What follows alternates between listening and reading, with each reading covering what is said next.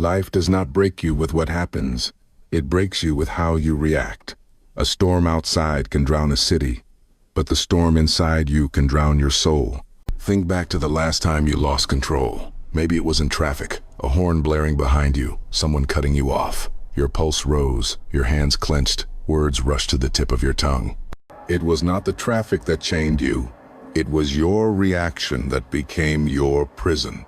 How many times have you let anger steal your peace? How many times have you allowed frustration to turn a small inconvenience into a wildfire that burned your entire day? The truth is, life rarely destroys us by circumstance. It is our reaction, sharp and unchecked, that cuts deeper than any blade. A Stoic once said, "We cannot control the wind, but we can control our sails." The world will always throw storms your way, but the storm that truly decides your fate is the one raging in your mind. If you let it, a single drop of anger will poison an entire ocean of peace. Now picture this. You wake in the morning, coffee spills on your shirt, one drop. Annoyance flashes, you curse, rush to change, but then the day snowballs. Late to work, snapped at your colleague, came home exhausted, bitter. One reaction, like a domino, pushed the rest of your day into chaos. And when night fell, you whispered, "Why does my life feel so heavy?" It is because you handed over the keys of your peace to a single drop of coffee. Reaction is the most powerful weapon you carry, and yet most people wield it like a child holding fire.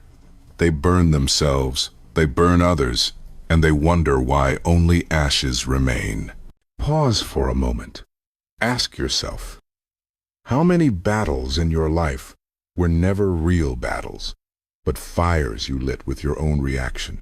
How many relationships strained not by great betrayals, but by small words spoken in anger? How many dreams delayed, not by lack of opportunity, but by the impatience that made you quit too soon? Your reaction is the architect of your destiny. Build carelessly, and your life collapses.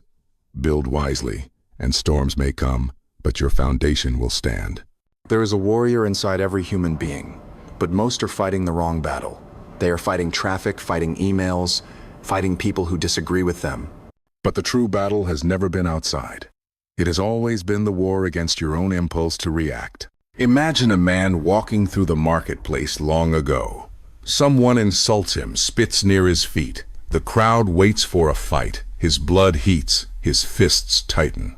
But he remembers the teaching of the wise. If you are a slave to anger, you are no different from the one who provoked you. He breathes. He walks on. The crowd murmurs, surprised. The fight never comes, because the warrior did not draw his weapon. Now ask yourself, how many times have you drawn your weapon too fast? How many times have you fired words that you could never take back? There is an ancient saying, the arrow released can never return. Every reaction you unleash, every word you spit in anger, is an arrow flying through the air. And once it leaves your hand, it no longer belongs to you. It will find its mark, and it will wound. Sometimes others, sometimes yourself. We live in a world where reaction is currency. Social media thrives on outrage. The news thrives on fear. Politicians thrive on division. And we, ordinary souls, spend our emotional wealth recklessly, reacting to every headline, every comment, every whisper. Is it any wonder we feel empty, exhausted, enslaved? The cage of impulse is invisible, but its bars are real. They are forged from habit. The habit of speaking before listening, the habit of judging before understanding, the habit of striking before thinking. Each bar is small, but together they create a prison more suffocating than iron. The enemy is not outside you. It is not the traffic, not the colleague, not the stranger. The enemy is your hand on the cage door, slamming it shut each time you surrender to impulse. So let me ask you again. How many times have you been a prisoner, not because life locked you away, but because you built the prison brick by brick with your own reactions? But here lies the hidden truth. If you can pause, if you can breathe, if you can hold your weapon steady for just a moment, you realize the bars of this prison were never locked. The door swings open. freedom was always yours, waiting in silence. And when you master that pause, when you learn that control, you begin to see what few have ever seen. That the greatest power in life is not in conquering others, but in conquering yourself. Power is not found in speed. Power is found in the pause. Between what happens to you and what you choose to do, there is a space. That space is the birthplace of freedom. That space is the difference between destruction and wisdom. Think about the last time someone spoke harshly to you. The first impulse is fire. Words rise to strike back, louder, sharper. But if you pause, just for a breath, you step out of the fire. You look at them, not as an enemy, but as a mirror, showing you their own pain. Suddenly the insult shrinks. Suddenly you realize it was never about you. In that pause, you become untouchable. Viktor Frankl, who survived the darkest camps of war, once said, "Between stimulus and response, there is a space. In that space lies our growth, and in our response lies our freedom." He knew what most forget, that no one can chain your reaction unless you hand them the key. Let me ask you, how often do you give away your power in an instant? How often do you let someone's bad mood dictate your own? A stranger cuts you in line, and suddenly your peace is gone. A boss frowns, and suddenly your worth is questioned. Do you see it? Each time you react without pause, you sell your freedom for nothing. Now imagine a different way. Imagine standing in that same line, someone cuts ahead. Your heart stirs, but you breathe. You see them rushing, maybe desperate, maybe blind in their own world. You let them go. You keep your peace. The storm passes. You walk away, whole. That is not weakness, that is mastery. To fight every insult, every slight, is easy. To stand tall and remain still, that is power. The pause is not passive. It is the sword of the wise, sharpened by restraint. And the more you wield it, the stronger you become. Reactions are mirrors. Every time you respond to the world, you reveal not who they are, but who you are. Anger reflected shows anger within. Calm reflected shows peace within. Have you noticed how two people can face the same storm, yet one crumbles while the other stands strong? The storm is the same.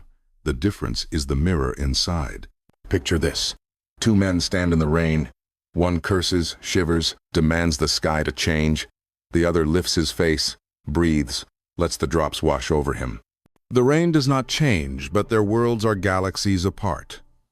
One is a prisoner of reaction. The other is free in acceptance. Now turn inward. When your child cries, do you mirror their frustration or their need for comfort? When your partner is cold, do you mirror distance or patience? When life strikes you with delay, do you mirror impatience or resilience? The world is always handing you mirrors, but you decide which reflection to show. Ask yourself this. If someone filmed your reactions for one full day and showed them back to you, would you be proud of what you saw? Would you see a leader of yourself or a slave to impulse? Every reaction is a chance to paint a picture of who you are becoming. Anger paints shadows, patience paints light, kindness paints gold. Which colors have you been using to paint your life? The truth is simple, but not easy. If you cannot control your reaction, you are not free. You are a puppet, and the strings are pulled by every person, every comment, every small inconvenience around you. But if you take the strings back, if you hold them firmly in your hands, you stop being the puppet. You become the master of the play. This is the secret of great souls, of leaders, of sages. They did not master the world, they mastered their reflection. Every reaction has a cost. Sometimes that cost is small, like a frown that ruins your morning. Sometimes it is devastating, like words that cannot be taken back, like bridges burned in seconds that took years to build. How many times have you regretted something you said in anger? How many times have you thought, if only I had stayed silent? This is the price of reaction. It steals more than your peace. It steals relationships, opportunities, even your health. Science tells us that anger floods the body with stress hormones. The heart races, blood pressure rises, the immune system weakens. One spark of rage can age you, harm you, leave scars inside long after the moment is gone. Think of a driver on the highway, cut off by another car. In that instant, fury takes the wheel. Horns blare, words spit, and sometimes a life is shattered by a single reckless choice. Not because of what happened, but because of how they reacted. Reaction is expensive. And the question is, how much of your life are you willing to spend on it? Pause here and reflect. What has uncontrolled reaction cost you already? A friendship, a job, nights of sleep, years of health? If you can count the price, you can decide if it is worth paying again. Mastering reaction is not about becoming passive. It is not about letting life roll over you. It is about becoming a warrior within, one who chooses battles with wisdom. Picture a seasoned fighter. He does not swing wildly at every shadow. He waits, he watches, he strikes only when it matters. That is true strength, not in constant motion, but in disciplined control. The same is true of your mind.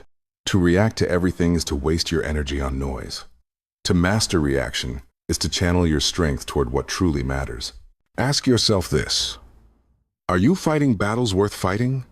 Or are you bleeding for every insult, every delay, every inconvenience?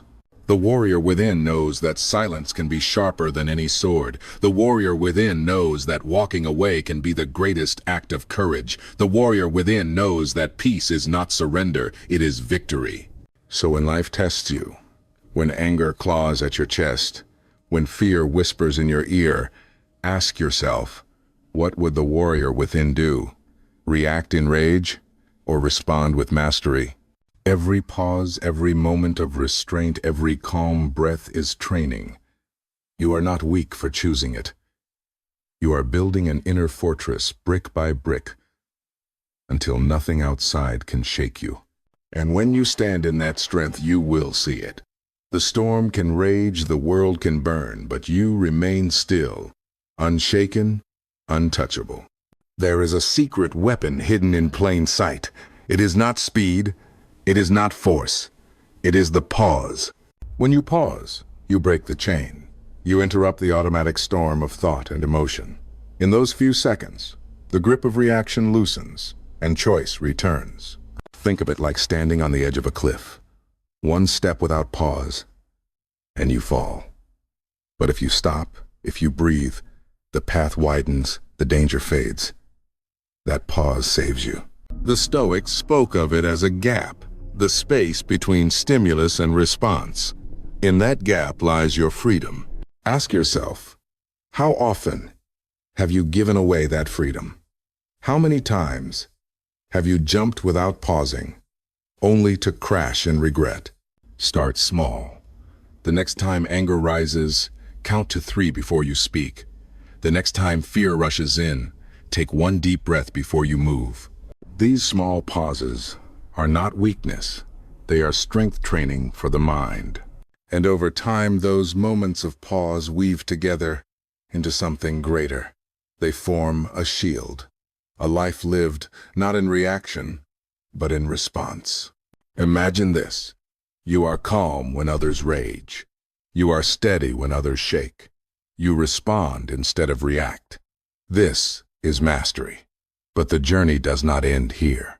Because beyond reaction, there is a deeper enemy. Fear. Fear hides behind every reaction. Fear of being disrespected, so you lash out. Fear of being left behind, so you cling. Fear of losing control, so you fight for it even harder. Reaction is the mask. Fear is the face beneath it. So as we leave this battle, ask yourself, what fears are hiding behind your reactions? What ghosts in your mind still control you? The next chapter of this journey will face them directly. Not with anger, not with denial, but with courage. Because only when you master fear can you truly master your mind. Stay with me. Part 4 is waiting. And in it, we will face the silent dictator of your life, the fear that has held you captive far too long.